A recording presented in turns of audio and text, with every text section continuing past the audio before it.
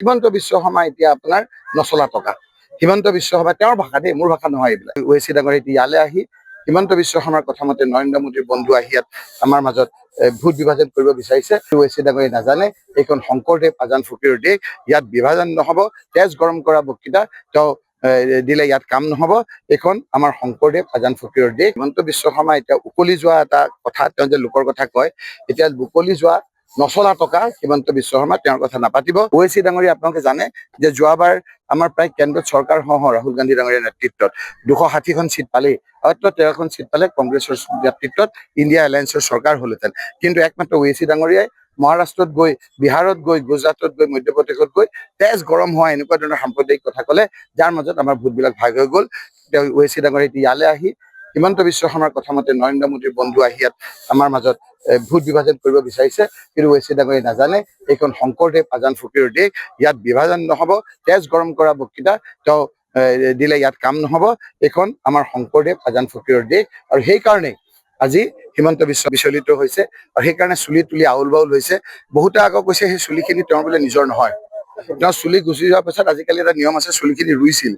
যিসকলৰ চুলি আছিল সেইসকলেও বোধহয় তেওঁৰ লগত অলপ এতিয়া সন্ধি কৰা নাই নেকি, তেওঁক বেয়া পাইছে। যেনেকে কিডনী এটা লগালে এক্সট্ৰা, যদি সেইটো মেটচ নকৰে তেতিয়াহ'লে আপোনাৰ উল্টা কাম কৰে, চুলিখিনিও দাং খাই থাকে। আৰু সেইকাৰণে আউল বাউল চুলিৰ কথাটো আমি কোৱা নাই, এইটো জুবিন গাৰ্গ ডাঙৰীয়াই কৈছিল। হিমন্ত বিশ্ব শৰ্মাই এতিয়া আপোনাৰ নিজৰ ফাণ্ডত পৰিল, গতিকে এতিয়া হিমন্ত বিশ্ব শৰ্মা এতিয়া উকলি যোৱা এটা কথা, তেওঁ যে লোকৰ কথা কয়, এতিয়া উকলি যোৱা নচলা টকা হিমন্ত বিশ্ব শৰ্মা তেওঁৰ কথা নাপাতিব।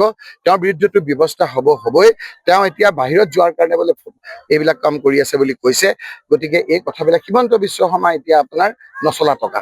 হিমন্ত বিশ্ব শৰ্মা তেওঁৰ ভাষা দেই, মোৰ ভাষা নহয় এইবিলাক। হিমন্ত বিশ্ব এতিয়া গ'ল, গৌৰৱ গগৈ ডাঙৰীয়া আহিল, এই কথাবিলাকৰ তন্ন বিচাৰ হ'ব। মই খালি নিজে ভাবিছো যে এতিয়া নতুন চিনেমা এখন চলি আছে, বন্তি বাবলি বোলে চিটিং কৰে, খুব চিটিং কৰে। মই বন্তি বাবলি অসমীয়াৰ বন্তি বাবলি 3 এখন উলিয়াম।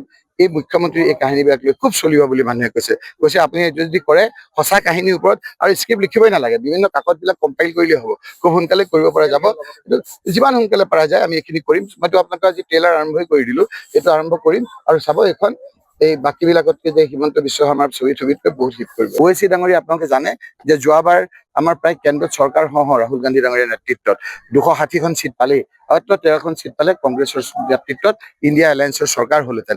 কিন্তু একমাত্ৰ ওৱেইচি ডাঙৰীয়াই মহাৰাষ্ট্ৰত গৈ, বিহাৰত গৈ, গুজৰাটত গৈ, মধ্যপ্ৰদেশত গৈ তেজ গৰম হোৱা এনেকুৱা ধৰণৰ সাম্প্ৰদায়িক কথা ক'লে, যাৰ মাজত আমাৰ ভোটবিলাক ভাগ হৈ গ'ল। তেওঁ ওৱেইচি ডাঙৰীয়া এতিয়া ইয়ালৈ আহি হিমন্ত বিশ্ব শৰ্মাৰ কথা মতে নৰেন্দ্ৰ মোদীৰ বন্ধু আহি ইয়াত আমাৰ মাজত ভোট বিভাজন কৰিব বিচাৰিছে। কিন্তু ওৱেইচি ডাঙৰীয়াই নাজানে এইখন শংকৰদেৱ আজান ফকীৰৰ দেশ, ইয়াত বিভাজন নহব।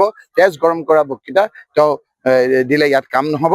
এইখন আমাৰ শংকৰদেৱ আজান ফকীৰৰ দেশ, আৰু সেইকাৰণেই আজি হিমন্ত বিশ্ব বিচলিত হৈছে, আৰু সেইকাৰণে চুলি তুলি আউল বাউল হৈছে। বহুতে আকৌ কৈছে সেই চুলিখিনি তেওঁৰ বোলে নিজৰ নহয়। তেওঁ চুলি গুচি যোৱাৰ পাছত আজিকালি এটা নিয়ম আছে, চুলিখিনি ৰুইছিল।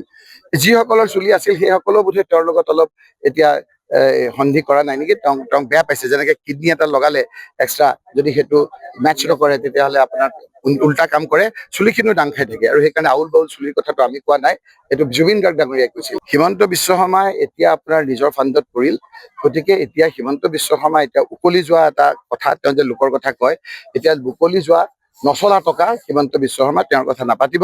তেওঁৰ বিৰুদ্ধেতো ব্যৱস্থা হবই। তেওঁ এতিয়া বাহিৰত যোৱাৰ কাৰণে বোলে এইবিলাক কাম কৰি আছে বুলি কৈছে। গতিকে এই কথাবিলাক হিমন্ত বিশ্ব শৰ্মা এতিয়া আপোনাৰ নচলা টকা।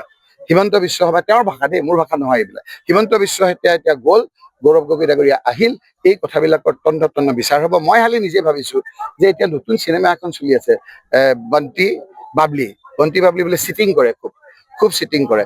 মই বন্তি বাবলি অসমীয়াৰ বন্তি বাবলি 3 এখন উলিয়াম। এই মুখ্যমন্ত্ৰীৰ এই কাহিনীবিলাক লৈ খুব চলিব বুলি মানুহে কৈছে আপুনি এইটো যদি কৰে সঁচা কাহিনীৰ ওপৰত, আৰু স্ক্ৰিপ্ট লিখিবই নালাগে, বিভিন্ন কাকতবিলাক কম্পাইল কৰিলেই হ'ব, খুব সোনকালে কৰিব পৰা যাব। যিমান সোনকালে পৰা যায় আমি এইখিনি কৰিম। মইতো আপোনালোকে আজি ট্ৰেইলাৰ আৰম্ভই কৰি দিলো, এইটো আৰম্ভ কৰিম। আৰু চাব এইখন এই বাকীবিলাকতকে যে হিমন্ত বিশ্ব শৰ্মাৰ ছবিতকৈ বহুত হিট কৰিব।